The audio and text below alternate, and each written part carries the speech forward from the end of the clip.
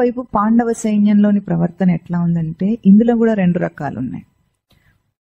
ధర్మరాజు ఏమనుకుంటున్నాడు, అక్కడ మోసం చేసింది నా వాళ్లే కదా మోసం చేసింది, సర్దుకుపోతే సరిపోతుంది కదా అని సంధి చేసుకునే ప్రయత్నం చేస్తాడు ధర్మరాజు.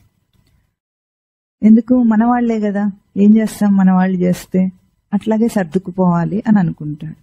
అర్జునుడు భీముడికి ఉన్న తేడా వేరే. మళ్ళీ వాళ్ళ అన్నను అనుసరిస్తున్నా సరే వీళ్ళ భావాలు ఎట్లా ఉన్నాయి, నా వాళ్ళ అయ్యుండి నన్నే మోసం చేస్తారా అని ఒక రకమైన కోపాన్ని ద్వేషాన్ని పెంచుకొని వాళ్లతో ఎప్పటికైనా పోరాటం చేసి విజయాన్ని పొందాలని ప్రయత్నంలో ఉన్నారు భీమార్జునులు.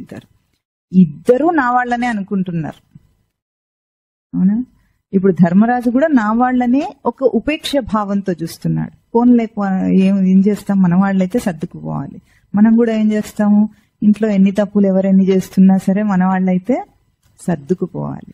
మనం బాగుపరచాలని చూడము, ఏం చేస్తాము, సర్దుకుపోవాలి. ఏమున్నా సరే, ఎట్లా ఉన్నా సరే, సమాజం ఎట్లా ఉన్నా సరే మన వాళ్లే కదా, సర్దుకుపోవాలి. మార్పు తీసుకురావటానికి అంత తొందరగా ఇష్టపడకుండా రాజీ పడుతుంటాం అన్నమాట. మనం రాజీ పడే జీవితమే ధర్మరాజు. ధర్మం తెలిసి కూడా తన వాళ్లే కదా అన్న ఒక ఉపేక్ష భావం ఉంటుంది. అట్లా కాకుండా ఇప్పుడు భీమార్జునులు ఏం చేస్తున్నారు, నా వాళ్ళు అయ్యుండి నన్నెందుకు మోసం చేస్తారు, ఎట్లా మోసం చేస్తారు.